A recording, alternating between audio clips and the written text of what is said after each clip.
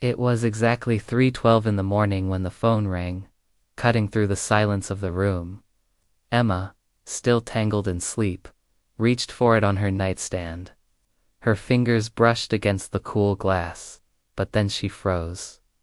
The caller ID glowed in the darkness, and what she saw made her blood run cold. It was her own number. Her phone was right here, in her hand. So, who was calling her? The ringing persisted, a shrill, insistent demand. With a trembling hand, she slowly brought the phone to her ear and swiped to answer. Her voice was a bare whisper. Hello? For a long, heavy moment, there was only static on the other end.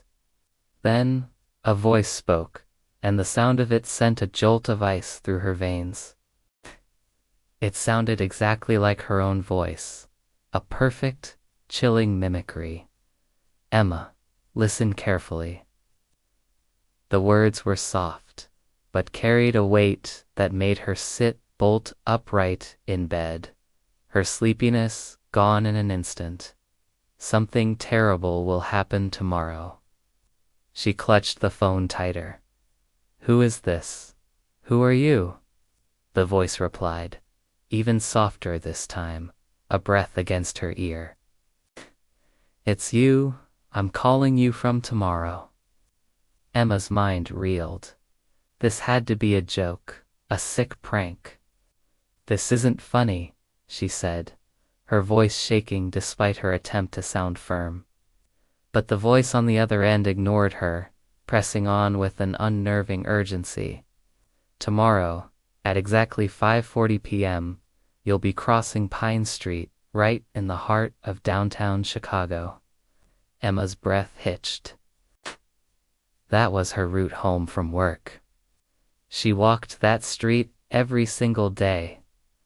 Her hand tightened on the phone until her knuckles were white. How, ... How do you know that? Because I already lived it, the voice answered, and now it sounded frayed, nervous, filled with a desperate energy. A large delivery truck is going to run the red light. A deep chill spread through Emma's body, a physical reaction to the words. The voice continued, dropping to a near whisper. And if you cross the street at that moment, you won't survive.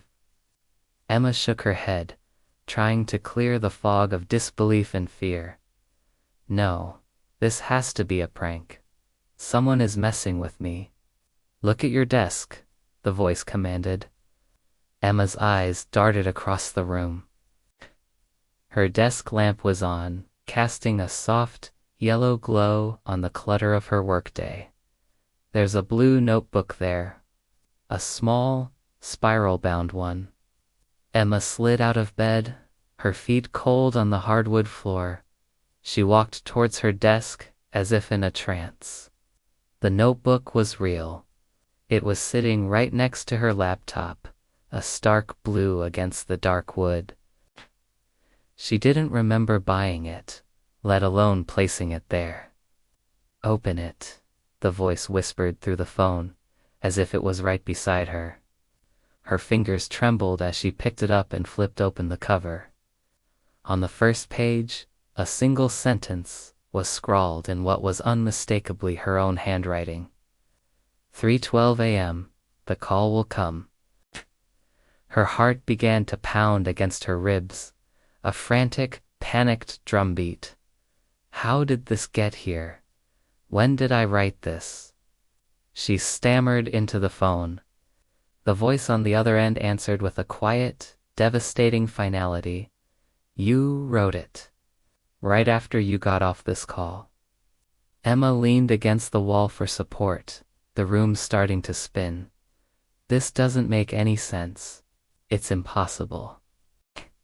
She was talking to herself, arguing with the reality that was rapidly falling apart. The accident tomorrow. That isn't even the real problem, the voice from the future said, its tone shifting again, becoming darker, more ominous. Emma frowned, confused. If narrowly avoiding a fatal accident wasn't the real problem, what could possibly be worse? Then what is? What's the real problem?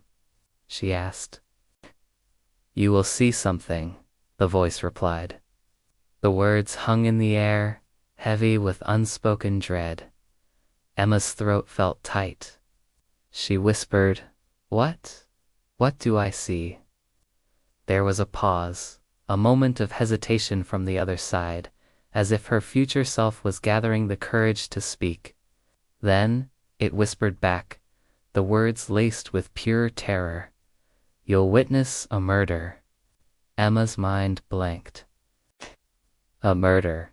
This was spiraling into a nightmare she couldn't wake up from. Before she could even process the shock, before she could ask another question, her own voice spoke one last, terrifying warning. Emma, you need to get out of your house. Leave right now. Because the man who did it is already inside. Emma's heart began pounding. Already inside, she whispered, her voice barely a tremor. Her eyes, wide with fear, moved slowly toward the bedroom door. The hallway beyond it was a gaping maw of darkness, a stark contrast to the dim light of her room. The voice on the phone, a lifeline in this terrifying moment, spoke again, low and urgent. Emma, don't make any noise. Her hands started shaking uncontrollably, the phone feeling slick and heavy in her palm. What should I do? She pleaded, desperate for instruction, for a way out of this nightmare. Go to the window, the voice commanded, a steady presence in the rising panic, and leave quietly. The words hung in the air, a simple plan that felt impossibly complex. Emma, slowly, painstakingly, stepped out of bed. Each movement was deliberate, calculated. But the old wooden floor betrayed her, creaking softly under her weight. She froze, every muscle tensed, listening. And then she heard it. Downstairs. Movement. She, painstakingly, stepped out of bed. Each movement was deliberate, calculated. But the old wooden floor betrayed her, creaking softly under her weight. She froze, every muscle tensed, listening. And then she heard it. Downstairs. Movement. Not the familiar sounds of a house settling, but the distinct, measured sound of footsteps. Someone was walking inside her house. With renewed urgency, Emma crept toward the window, her only hope for escape. Her trembling fingers fumbled with the lock before finally turning it. A rush of cold night air flooded the room, a stark contrast to the suffocating fear that had been building inside. A rush of cold night air flooded the room, a stark contrast to the suffocating fear that had been building inside. Emma peered down into the darkness below. The ground was only a few feet away, a short but daunting drop. You can jump, the voice on the phone encouraged, sensing her hesitation. But what if he saw her? The thought paralyzed her. What if he sees me? She whispered, her eyes darting back toward the bedroom door. The voice on the phone suddenly sounded more urgent, the calm control cracking. Emma? He's coming upstairs. Her heart nearly stopped. The footsteps were no longer a distant threat from downstairs. They were closer now. They were coming for her. Suddenly, she heard it clearly. The sound of footsteps on the stairs. Slow, heavy. Each thud was a hammer blow against her already frayed nerves. Moving methodically, inexorably up the stairs. There was no more time to think. scrambled through the window, her bare feet touching the cold, damp grass.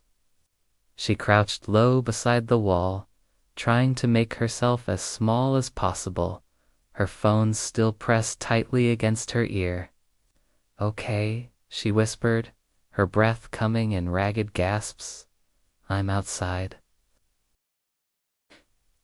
Emma risked a glance back at the house, her sanctuary now a source of terror. As she watched, a shadow moved behind her bedroom window, a dark silhouette against the faint light. As she watched, a shadow moved behind her bedroom window, a dark silhouette against the faint light. Someone had entered her room. Her stomach dropped, a sickening lurch of fear and violation. "Who is he?" she asked, the question she'd been too afraid to voice until now. The voice finally answered, the words delivered with a chilling finality. "He's the man you will see tomorrow. The one who commits the murder." Emma's mind reeled. Murder? Tomorrow. The pieces didn't fit. This was happening now? She frowned, trying to process the impossible information. "But why is he here tonight?" she demanded, confusion warring with her fear. The voice hesitated for a long, agonizing moment. Then it said something that shattered her understanding of everything. "Because tomorrow, you recognize him." Emma's eyes widened in the dark. Recognize him? From where? How could she possibly know a future killer? Recognize him from where? She whispered, the question barely audible. The voice on the phone dropped to a near inaudible whisper, delivering the final, devastating piece of the puzzle. "From the police station, Emma." A cold dread washed over her as the truth settled in, more terrifying than any monster in the dark. "The man inside your house?"